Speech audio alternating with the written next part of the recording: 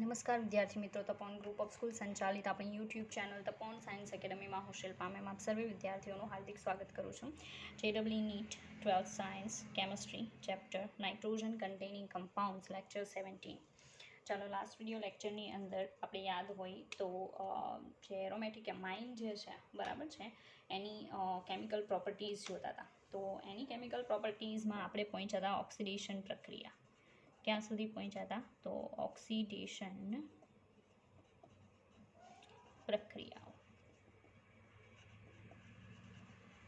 બરાબર. હવે આ જે ઓક્સિડેશનની પ્રક્રિયાઓ છે એ પ્રક્રિયાઓની અંદર નોર્મલી આપણે શું જોયું તો હું તમને યાદ કરાવી દઉં. તો બહુ બધી અલગ અલગ ઓક્સિડેશનની પ્રોસેસીસ જોઈ હતી. બરાબર. એ પ્રોસેસની અંદર આપણે ફર્સ્ટ ઓફ ઓલ જે એનિલિન જે છે બરાબર છે એ એનિલિન માટે જોયું હતું બધું. તો એનિલિનની KMnO4 એસિડિક માધ્યમમાં KMnO4 સાથે અથવા Na2Cr2O7 plus CuSO4 plus dilute એસિડની પ્રેઝન્સમાં જો રિએક્શન કરાવું તો ડેફિનેટલી મને એનિલિન બ્લેક નામની ડાય મળે. હા, મેં તમને એવું કીધું હતું કે સ્ટ્રક્ચર નેક્સ્ટ ટાઈમ કહીશ બરાબર, પણ હજી મેં ફાઇન્ડ આઉટ નથી કર્યું. તો નેક્સ્ટ વિડીયો લેક્ચરમાં આઈ પ્રોમિસ. ચાલો આગળ. બીજું આલ્કલાઇન KMnO4 વડે જો તમે ઓક્સિડેશન કરો તો એમાંથી તમને એઝોબેન્ઝીન મળે. What is azobenzene? તો આઈ થિંક એમાઇનવાળા લેશનમાં તમે જોઈ ગયા benzene ring, nitrogen double bond, nitrogen benzene ring. Okay, એને ડાયઝોબેન્ઝીન કહેવાય. Azobenzene sorry. ચાલો પછી ન્યુટ્રલ KMnO4 વડે જો તમે ઓક્સિડેશનની પ્રોસેસ કરાવો બરાબર છે તો એમાં બે પ્રોડક્ટ મળે. એક તો એઝોબેન્ઝીન મળે પ્લસ નાઇટ્રોબેન્ઝીન મળે છે. ઓકે, ચાલો તો એ એક ઓક્સિડેશનની પ્રોસેસ આપણે જોઈ હતી. ત્યાર પછી લાસ્ટ પ્રોસેસ ઓક્સિડેશનની એવી જોઈ હતી કે આપણે જો Na2Cr2O7 પ્લસ કોન્સન્ટ્રેટ H2SO4 જે છે એના વડે ઓક્સિડેશન કરાવીએ એનિલિનનું તો આપણી ફાઇનલ પ્રોડક્ટ મળશે પેરાબેન્ઝોક્વિનોન. બરાબર. Benzoquinone is our final product. Okay, ચાલો પછી સોડિયમ હાઇપોક્લોરાઇટ HOCl વડે જો હું ઓક્સિડેશન કરાવું બરાબર તો કંઈક અલગ જ ટાઈપની પ્રોડક્ટ મળે. લાઈક માનો કે એનિલિન છે આપણી પાસે બરાબર. એનિલિન એટલે બેન્ઝિન રિંગ ઉપર શું આવશે? NH2. હવે એની આપણે કઈ પ્રોસેસ કરાવવાની છે? તો ઓક્સિડેશનની પ્રક્રિયા કરાવવાની. કોની મદદથી? તો HOCl. બરાબર. તો HOCl જે છે એની હેલ્પથી ઓક્સિડેશનની પ્રોસેસ કરાવો then definitely you will get para amino phenol. બરાબર. Para amino phenol. Ready. Benzene ring અહીંયા as it is NH2. Okay, એમાં કાંઈ ફેર નહીં પડે, પણ અહીંયા ઓક્સિજન એડ થઈને શું બનશે? OH. તો આ જે છે ને એનું નામ આવશે પેરા એમિનો ફિનોલ. બરાબર. તો પેરા એમિનો ફિનોલ જે છે એ તમને ફાઇનલ પ્રોડક્ટ મળશે. કોની મદદથી ઓક્સિડેશન કરો? તો HOCl. નામ શું આવશે? સોડિયમ હાઇપોક્લોરાઇટ. સોડિયમ હાઇપોક્લોરાઇટ.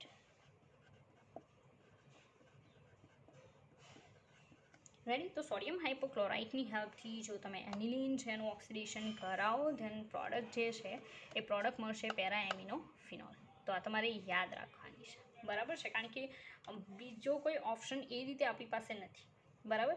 તો આ તમારે યાદ રાખવી પડશે કે બસ અહીંયા એક ઓક્સિજન એડ થાય છે એટલે ઓક્સિડેશન થાય છે. ઓકે, ચાલો આગળ. બીજી સેમ ઓક્સિડેશનની જ પ્રોસેસ છે પણ ઓક્સિડાઇઝિંગ એજન્ટ ફરી જશે. કેરોઝ એસિડ H2SO5 જે છે એનાથી તમે એનિલિન છે એનું ઓક્સિડેશન કરાવો then you will get nitrobenzene and nitrosobenzene. There are two products here. First આપણે લઈશું એનિલિન મીન્સ બેન્ઝિન રિંગ ઉપર શું આવશે? NH2. ઓકે, એનું આપણે શું કરાવવાનું છે? Oxidation as it is. બરાબર. પણ આ વખતે કોની હેલ્પથી કરાવવાનું? H2SO5. This is our Caro's acid. આનું નામ ભૂલવું નહીં, કેરોઝ એસિડ. ઓકે, કેરોઝ એસિડની હેલ્પથી તમે ઓક્સિડેશનની પ્રોસેસ કરાવશો then you will probably get, તમને શું મળી જશે? તો you will get nitrobenzene as well as second product is nitrosobenzene. Okay, direct બતાવું છું, nitrosobenzene NO. બંને વચ્ચે ડિફરન્સ છે. First one is nitrobenzene and second one is nitrosobenzene. Okay, we have two products here. Okay, ચાલો તો ઓક્સિડેશનની process આપણે કરાવીએ તો પહેલું ઓક્સિડેશન કરાવ્યું સોડિયમ હાઇપોક્લોરાઇટ, એમાં તમને મળે પેરામિનોફિનોલ. સેકન્ડ ઓક્સિડેશન જે છે એ કેરોઝ એસિડથી કરાવ્યું, એમાં તમને નાઇટ્રોબેન્ઝીન મળશે એન્ડ સેકન્ડ મળશે નાઇટ્રોસોબેન્ઝીન. ઓકે, ચાલો આગળ પ્રોસેસ જોઈએ. હજી પણ ઓક્સિડેશનની પ્રક્રિયાઓ છે આપણી પાસે. જો ભાઈ આમાં તમારે ઓક્સિડાઇઝિંગ એજન્ટ પ્લસ મળતી પ્રોડક્ટ યાદ રાખવી પડશે. આ એકમાં નહીં, હજી પણ બહુ બધી એવી પ્રોસેસીસ છે કે જેમાં આ વસ્તુ થશે. બરાબર, ચાલો તો જોઈએ આપણે. હજી પણ ઓક્સિડેશન છે એઝ ઇટ ઇઝ, તો એ ઓક્સિડેશનની પ્રોસેસ આપણે જોઈએ. ઓકે, ચાલો હવે ઓક્સિડેશન કરાવવાનું છે પેરોક્સી ટ્રાયફ્લોરો એસિટિક એસિડ સાથે. Peroxy trifluoro acetic acid. Okay, તો પેરોક્સી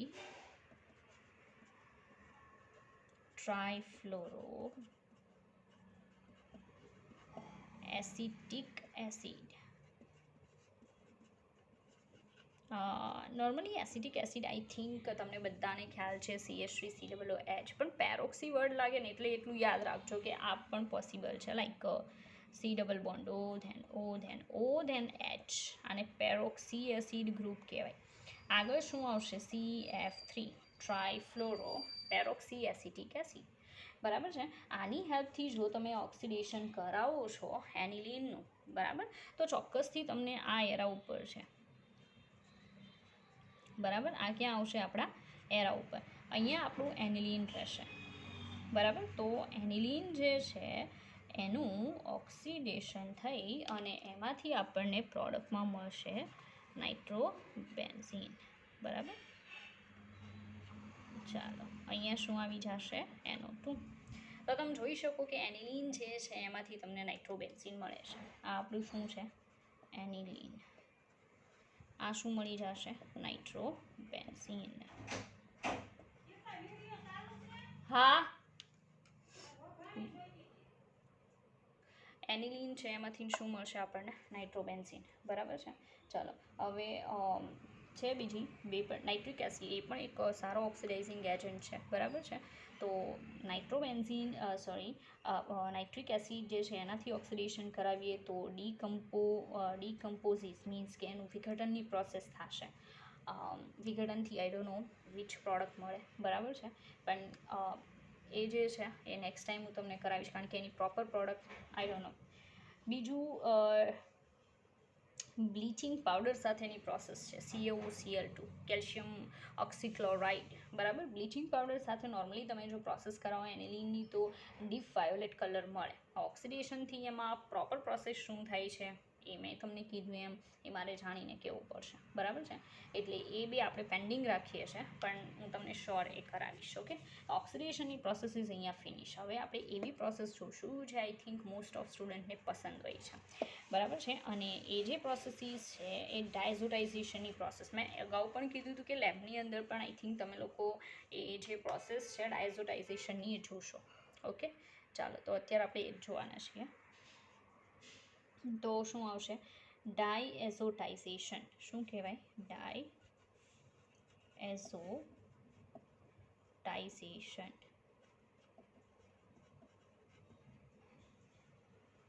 બરાબર, તો ડાયઝોટાઇઝેશન જે છે એની પ્રોસેસ આપણે જોઈએ છે. હવે એનિલિન જે છે આઈ થિંક તમને ખ્યાલ હશે, તો first of all reaction NaNO2 આને પાણીમાં નાખી દેવાનો. બરાબર, અને એની પ્રોસેસ કરાવવાની HCl. બરાબર, આની સાથે પ્રોસેસ કરાવશો ટેમ્પરેચર લો જ રાખવાનું, 0 to 5 degree centigrade, not more than that. Okay, એટલે બની જશે NaCl જે વોટર સોલ્યુબલ હશે. એન્ડ સેકન્ડ થિંગ બનશે HNO2 જે આપણું ઇમ્પોર્ટન્ટ કમ્પાઉન્ડ છે નાઇટ્રસ એસિડ. યાદ છે એલિફેટિક એમાઇનની આપણે નાઇટ્રસ એસિડ સાથે પ્રોસેસ જોઈ હતી. આપણને આલ્કોહોલ મળતું હતું પ્રાઇમરીમાં, સેકન્ડરીમાં નાઇટ્રોસો મળતું હતું, અને ટર્શરી આઈ ડોન્ટ નો ભૂલાઈ ગયું. બરાબર, ચાલો તો એ ટર્શરીમાં પણ કંઈક આલ્કોહોલ કે નાઇટ્રોસો કે એ ટાઈપનું કમ્પાઉન્ડ મળતું હતું. બરાબર, આપણને એવી કે પ્રોડક્ટ હતી આપણી. તો અહીંયા પણ સેમ કન્ડિશન છે, બટ આપણે અત્યારે એરોમેટિક એમાઇનની અંદર નાઇટ્રસ એસિડની પ્રોસેસ કરાવશું. તો આપણી પ્રોડક્ટ જે છે ને એ ડાયઝોનિયમ સોલ્ટ આવશે. ત્યાં તમે જોયું હતું કે પ્રાઇમરી એલિફેટિક એમાઇન છે ડાયઝોનિયમ સોલ્ટ નો ડાઉટ બનાવે છે, પણ કન્ડિશન એવી હતી કે બહુ અનસ્ટેબલ બનતો હતો. એટલે ફટાફટ વોટરની અંદર જે OH માઇનસ હોય એને પોતાની સાથે જોડી નાઇટ્રોજન વાયુ દૂર કરી અને એ આપણને આલ્કોહોલ આપતો હતો. બટ અહીંયા it's not possible. Okay, because અહીંયા જે ડાયઝોનિયમ સોલ્ટ ફોર્મ થશે એ બહુ સ્ટેબલ હશે. ઓકે, ચાલો, like we have aniline NH2. Okay, એની પ્રોસેસ આપણે કોની સાથે કરાવવાની? HNO2. HNO2 નથી લખવું, then you have other option to write, અને એ છે NaNO2 plus HCl. Okay, 0 to 5 degree centigrade temperature. બરાબર, તો પ્રોસેસ થઈ અને બેન્ઝીન રિંગ જે છે એના ઉપર તમને મળી જશે N111 NCl minus this one plus. બરાબર, આને કહેવાય ડાયઝોનિયમ સોલ્ટ. શું કહેવાય? બેન્ઝીન ડાયઝોનિયમ ક્ષાર, બેન્ઝીન ડાયઝોનિયમ ક્લોરાઇડ ક્ષાર, diazonium chloride salt. Okay, benzene diazonium chloride salt જે છે એ ફોર્મ થશે. Then our second product is 2 moles of water molecule and final product NaCl. But NaCl already મેં ઉપર લખેલું છે. ઓકે, તો આપણે આટલામાં કામ પતાવશું. રેડી? કારણ કે આપણે આને કન્સિડર કરશું. એને કન્સિડર કરીએ તો પણ આઈ થિંક ના, ડાયઝોનિયમ Cl તો ઓલરેડી છે જ.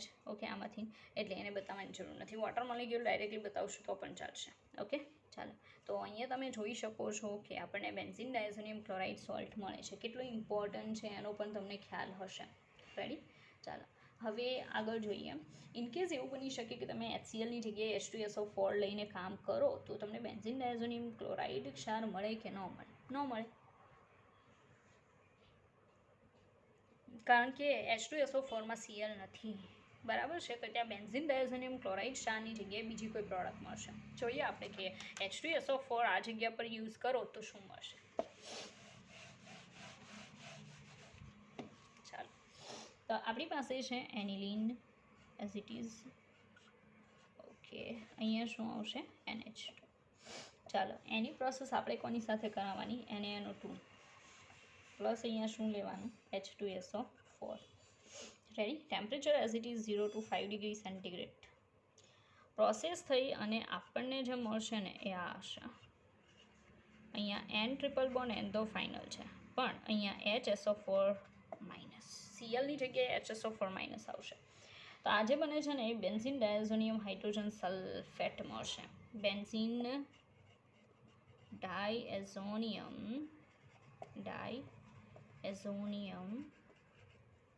હાઇડ્રોજન સલ્ફેટ મળશે.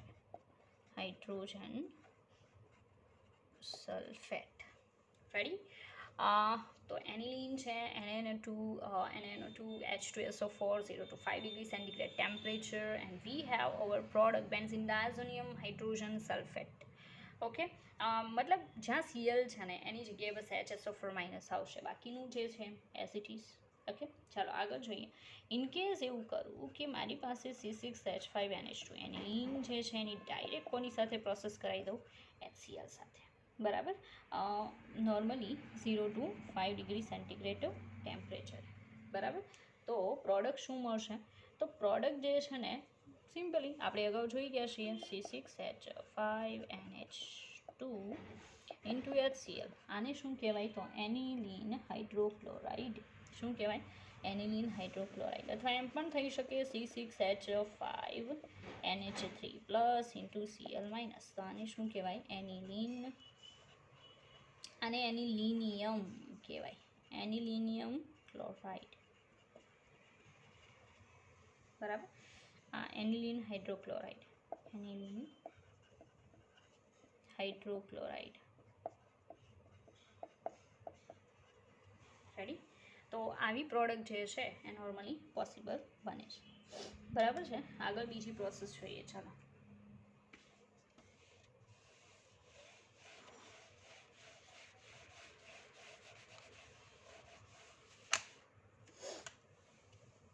એનિલિન હાઇડ્રોક્લોરાઇડ જે છે એની નાઇટ્રસ એસિડ સાથે પાછી પ્રોસેસ થાય. એટલે હમણાં આપણે જે પ્રોડક્ટ બનાવી હતી ને C6H5NCl H અને H રેડી પ્લસ હવે એ દર્શાવવાની જરૂર નથી, બંને જોડી દીધા છે બરાબર. એનિલિન હાઇડ્રોક્લોરાઇડ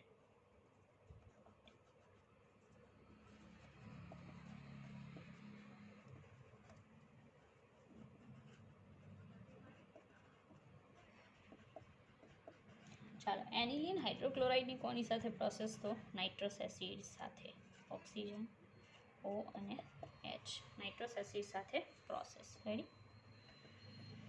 તો નાઇટ્રસ એસિડ સાથે જ્યારે પણ આપણે એની પ્રોસેસ કરાવીએ 0 to 5 ડિગ્રી સેન્ટીગ્રેડ ટેમ્પરેચરે રેડી, તો પ્રોસેસ થઈ અને એમાંથી શું બની જશે? તો ડાયઝોનિયમ સોલ્ટ ફોર્મ થશે. C6H5 અને જોડાણ કોની વચ્ચે નોર્મલી થાય? તો આ 3 હાઇડ્રોજન અને કેટલા પાર્ટ વચ્ચે? આટલા વચ્ચે જોડાણ થાય બરાબર છે. એમાંથી શું બની શકે? તો -2 મોલ્સ ઓફ H2O થાય રેડી. અને N triple bond NCl minus diazonium salt બનશે. ડાયઝોનિયમ ક્લોરાઇડ ક્ષાર બેન્ઝીન ડાયઝોનિયમ ક્લોરાઇડ BDC બરાબર સોલ્ટ ફોર્મ થશે. ચાલો થઈ ગયું. ઓકે, તો આઈ થિંક તમને ખ્યાલ આવી ગયો હશે. એનિલિન હાઇડ્રોક્લોરાઇડ જે છે બરાબર, એની નાઇટ્રસ એસિડ સાથે પ્રોસેસ કરાવો 0 to 5 ડિગ્રી સેન્ટીગ્રેડ ટેમ્પરેચરે, તો પણ ડેફિનેટલી તમને બેન્ઝીન ડાયઝોનિયમ ક્લોરાઇડ ક્ષાર મળી જશે બરાબર. હવે કપલિંગની પ્રોસેસમાં તો આઈ થિંક તમને લોકોને ખ્યાલ હશે કે બેન્ઝીન ડાયઝોનિયમ ક્લોરાઇડ સોલ્ટ જે છે બરાબર છે એ આગળ પ્રોસેસ કરે અને એમાંથી તમને કપલિંગની પ્રોસેસથી ડાઈઝ મળશે અલગ અલગ. ઓકે, ચાલો જોઈએ.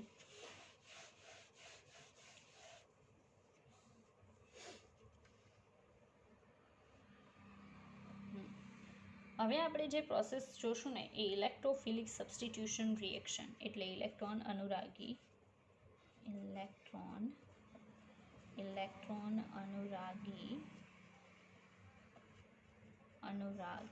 વિસ્થાપન પ્રક્રિયા.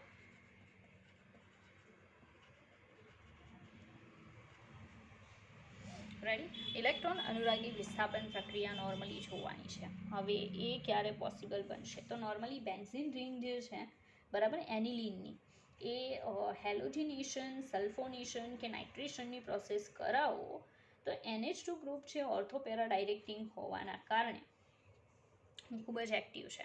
જો કોઈ મેટાનિર્દેશક ગ્રુપ ઇનકેસ તમે દાખલ કરાવો તો એ બેન્ઝીન રિંગને નિષ્ક્રિય બનાવે, પણ ઓર્થોપેરા ડાયરેક્ટિંગ ગ્રુપ ઇનકેસ અંદર એડ કરો છો તો રિએક્ટિવિટી બેન્ઝીન રિંગની વધી જશે બરાબર છે. NH2 સમૂહ છે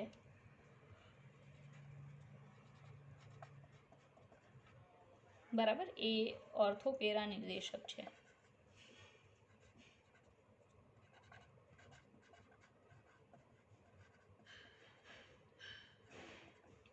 અને જે ઓર્થોપેરા નિર્દેશક હોય ને બરાબર એ બેન્ઝીન કેન્દ્રની ક્ષમતા વધારે, બેન્ઝીન કેન્દ્રની સક્રિયતા વધારે બરાબર. તો જોઈએ આપણે કેટલીક હેલોજિનેશનની, સલ્ફોનેશનની પ્રોસેસ, દેન નાઇટ્રેશનની પ્રક્રિયા કે બેન્ઝીન રિંગમાં NH2 સમૂહ પ્રેઝન્ટ હોય ત્યારે કઈ રીતે પોસિબલ થાય છે. ઓકે, ચાલો ફર્સ્ટ આપણે પહેલાં તો નામ જોઈએ. ફર્સ્ટ રિએક્શન અને ચાલે. ચાલો ફર્સ્ટ રિએક્શન આપણે જે જોવાના છીએ એ છે હેલોજિનેશનની પ્રક્રિયા. હેલોજિનેશન પ્રક્રિયા રેડી. ચાલો 1 મિનિટ.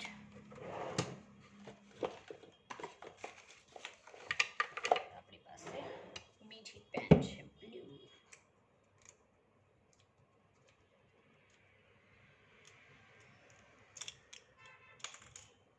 ચાલો હેલોજિનેશનની પ્રોસેસ. ઓકે,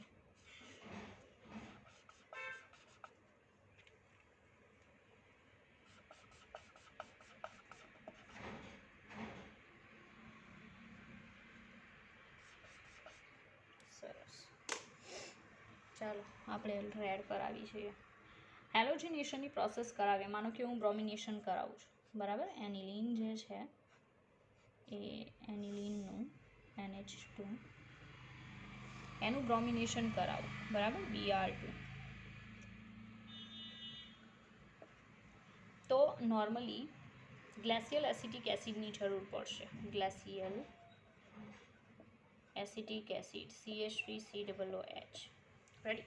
તો ગ્લેસિયલ એસિટિક એસિડ જે છે એની હાજરીમાં એ પ્રોસેસ આપશે અને બ્રોમિન જે છે એ કેટલી જગ્યાએ દાખલ થઈ શકે, પ્રોપર ધ્યાન આપવું, કારણ કે અમુક વસ્તુ તમારે યાદ રાખવી પડશે, લાઈક અત્યારે જે જોવો છો એમ, બરાબર. તો ગ્લેસિયલ એસિટિક એસિડ જે છે એની પ્રેઝન્સમાં તમે બ્રોમિનેશનની પ્રોસેસ જો એનિલીનની કરાવો તો આઈ થિંક તમને ખ્યાલ હશે કે 3 સ્થાનમાં Br દાખલ થશે. ઓર્થોપેરા નિર્દેશક તો છે જ, પણ એ બધા ઓર્થોપેરામાં વયો જશે અને 3 મોલ HBr દૂર થશે. આ તો સિમ્પલ વાત છે. આનું નામ શું આવશે? 2,4,6 ટ્રાઇબ્રોમો એનિલીન, બરાબર. લાઇટ યલો અવક્ષેપ મળે, મતલબ સોલિડ ફોર્મમાં હોય છે, એ પણ કહી દો.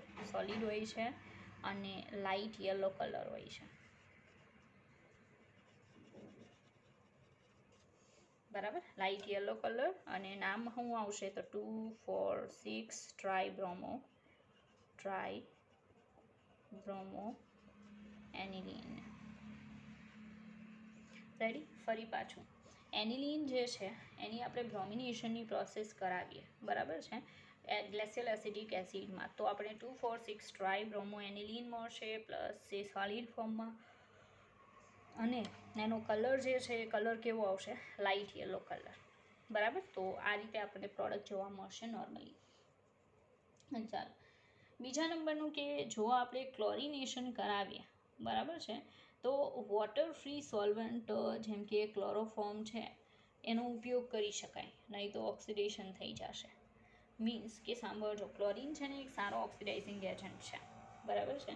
મતલબ જો તમારે આનું ક્લોરિનેશન કરાવવું હોય એનિલીનનું, તો તમારી પાસે ઓપ્શન છે કે પાણી વગરનો કોઈ પણ સોલ્વન્ટ ચાલે ને એમાં તમારે ઓર્ગેનિક સોલ્વન્ટ લેવો પડે, લાઈક તમે લઈ શકો ક્લોરોફોર્મ. જો ક્લોરોફોર્મની હાજરીમાં તમે એનિલીનનું ક્લોરિનેશન કરાવો તો પ્રોપર પ્રોડક્ટ મળે, નહીં તો ઓક્સિડેશન થઈ જાય, બરાબર છે. એસ્ટિમેશન, એનિલીનના એસ્ટિમેશનમાં ક્લોરિનનો યુઝ થાય નોર્મલી, એ જે પ્રોસેસ છે. હવે મોનોક્લોરો અથવા તો મોનોબ્રોમો ડેરિવેટિવ જો આપણે જોતી હોય એનિલીનની, બરાબર છે, તો પહેલાં તો પ્રોટેક્ટિંગ ગ્રુપ છે એડ કરવું પડે, તો અને તો જ પોસિબલ થાય, નહીં તો થાય નહીં, નકર તમને આ જ પ્રોડક્ટ મળી જાય. હવે માનો કે તમે ઈચ્છો છો કે કોઈ એક સ્થાનમાં જ Br દાખલ થાય, બધા સ્થાનમાં નહીં, તો તમારે શું કરવું પડે? અહીંયા એક પ્રોટેક્ટિંગ ગ્રુપ નાખવું પડે. એ પ્રોટેક્ટિંગ ગ્રુપ એવું હોવું જોઈએ કે જે કોઈ એક જ સ્થાનમાં Brને દાખલ કરાવી શકે અને ફરી પાછું મૂળ સ્વરૂપમાં ઇઝીલી આપણે કન્વર્ટ કરી શકીએ, બરાબર. અને રક્ષણાત્મક સમૂહ કહેવાય, પ્રોટેક્ટિંગ ગ્રુપ કહેવાય. તો આપણે એની હેલ્પ લેશું, બરાબર. જોઈએ કે કઈ રીતે થાય છે. ચાલો, તો માનો કે આપણી પાસે એનિલીન છે જ, લેબમાં છે, બરાબર. લેબમાં જાઓ એટલે એનિલીન જોઈ લેવું, બરાબર. હવે એની પ્રોસેસ ફર્સ્ટ ઓફ ઓલ કાં તો એસિટાઇલ ક્લોરાઇડ સાથે CH3COCl અથવા એસિટિક એનહાઇડ્રાઇડ સાથે લાઈક CH3CO2, બરાબર. આ બેમાંથી કોઈ એક સાથે કરાવો એટલે સીધી વાત છે કે તમારું આ જે NH2 સમૂહ હતું એની જગ્યાએ શું થઈ જાય? NHCOCH3 થઈ જાય, બરાબર. એટલે એસિટેનિલાઇડ બની જાય. એને એન ફિનાઇલ શું કહેવાય? ઇથાઇલેમાઇડ કહેવાય. એન ફિનાઇલ ઇથાઇલેમાઇડ,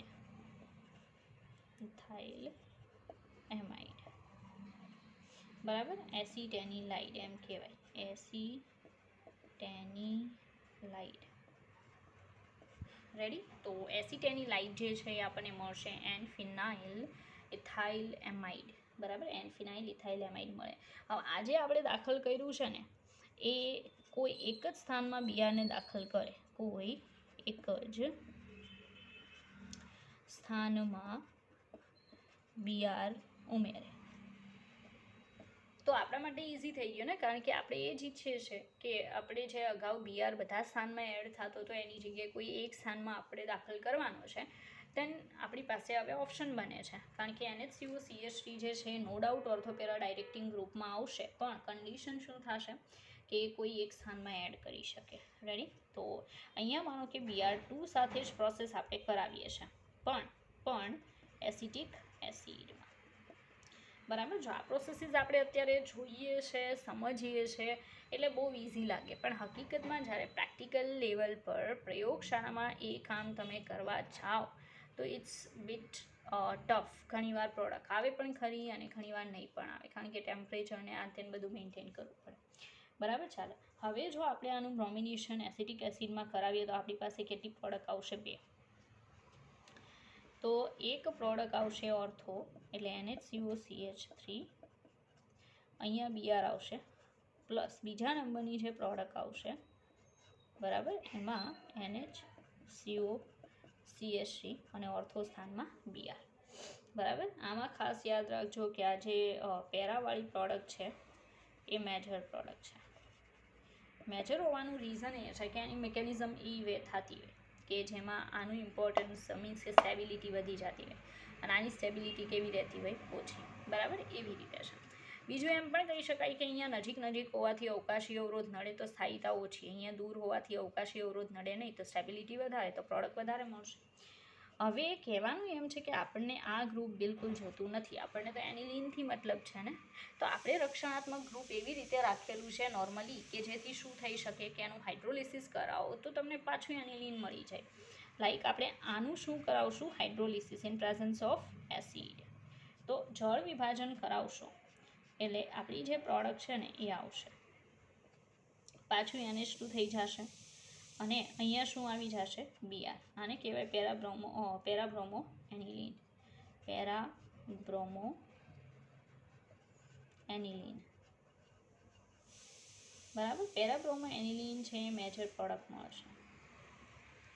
પછી આ જે છે ઓર્થો, એનું પણ H+ની પ્રેઝન્સમાં હાઇડ્રોલિસિસ કરાવો તો ફાઇનલ પ્રોડક્ટ જે છે NH2. બરાબર? અહીંયા શું આવશે? BR. Ortho bromo aniline. બરાબર? તો ઓર્થોબ્રોમો એનિલિન છે એ મળશે, અહીંયા પેરાબ્રોમો એનિલિન મળશે. તમે જોઈ શકો કે બધી પ્રોસેસ તમારી સામે છે. જો તમારે કોઈ એક સ્થાનમાં BR દાખલ કરાવવું હોય, કારણ કે આમાં કન્ડિશન કેવી છે કે NH2 પોતે એટલું રિએક્ટિવ છે કે એકસાથે બધા સ્થાનમાં BRને એડ કરી દેશે હેલોજનને. પણ જો તમે એક સ્થાનમાં દાખલ કરાવવા માંગતા હોય BRને તો રક્ષણાત્મક ગ્રુપ દાખલ કરો. એનું પછી તમે ઇઝીલી હાઇડ્રોલિસિસની પ્રોસેસથી એઝ ઇટ ઇઝ જે પણ કમ્પાઉન્ડ હતું એમાં પાછું કન્વર્શન કરી શકો, કોઈ પ્રોબ્લેમ નથી. ઓકે, ચાલો આગળ જોઈએ. તો આ જે પ્રોસેસ આપણે જોઈએ, બરાબર, એ કઈ હતી? હેલોજિનેશનની પ્રક્રિયા. હવે આગળ આપણે બીજી જોઈએ.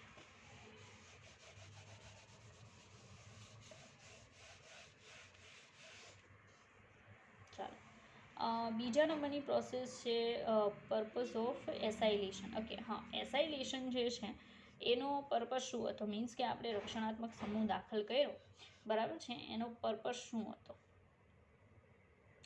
તો નોર્મલી કન્ડિશન શું થાય તો એ તમને સમજાવું. એમાં રેઝોનન્સ થશે, કદાચ સરે તમને સમજાવ્યું છે. બરાબર?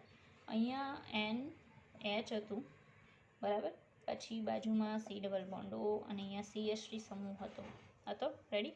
લોન પેર હતી. હવે એમાં રેઝોનન્સ થાય, મીન્સ કે આ જે ગ્રુપ છે અહીંયા આવશે, આ ઓક્સિજન ઉપર ટ્રાન્સફર થશે, જેના કારણે તમને બીજું સ્ટ્રક્ચર આવું મળે. Nitrogen double bond carbon, oxygen ઉપર નેગેટિવ ચાર્જ 1 2 3 4 5 6. રેડી? કયો ચાર્જ આવશે? અહીંયા માઇનસ. અહીંયા એઝ ઇટ ઇઝ CH3 આવશે ને અહીંયા શું આવે? H. બરાબર છે? અને નાઇટ્રોજન ઉપર કયો ચાર્જ આવે? પ્લસ. તો આ રેઝોનેટિંગ સ્ટ્રક્ચર છે, આપણું જે રક્ષણાત્મક સમૂહ હતું ને એનું રેઝોનેટિંગ સ્ટ્રક્ચર છે. હવે એસાઇલ ગ્રુપ છે એ electron withdrawing attracts the lone pair of electron of nitrogen atom. બરાબર છે, કાર્બોનાઇલ કાર્બન. એટલે મીન્સ કે આ જે નાઇટ્રોજન ઉપર લોન પેર છે કાર્બોનાઇલ કાર્બન તરફ શું થાય, એટ્રેક્ટ થાય છે, એ તો આપણે દર્શાવ્યું.